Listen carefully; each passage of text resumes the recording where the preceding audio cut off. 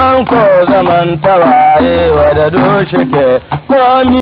Wannan shine Baba Kaka, yana da 'yan jikoki guda biyu, Lado da Ladi, wanda ba sa zaman lafiya, kullum suna cikin rigima da juna. Baba Kaka yana iya ƙoƙarinsa domin gwada musu hakan ba daidai ba ne, ya sabawa ɗabi'a da al'ada da addinin Malam Bahaushe.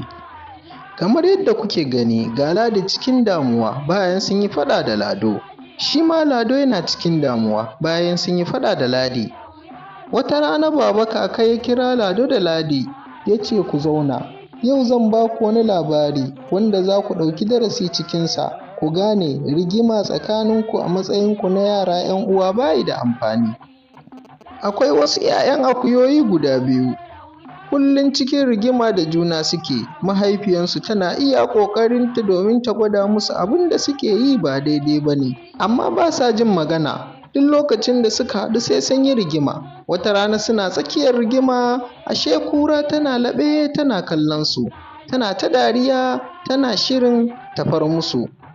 Ba su yi aune ba sai kuran ta daka tsalle ta danne guda. Guda ya ruga gida cikin firgici, ya ba da labarin abin da ya faru da ɗan uwansa yayin da suke faɗa.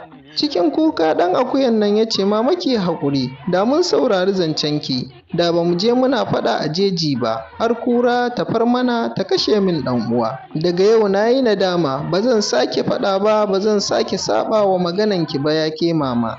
Baba Kaka ya ce, wannan shine ƙarshen labarinmu, da fatan za ku gane cewa rigima da juna a matsayinku na yara ba abu ne mai kyau ba, kuma kun ɗau darasi.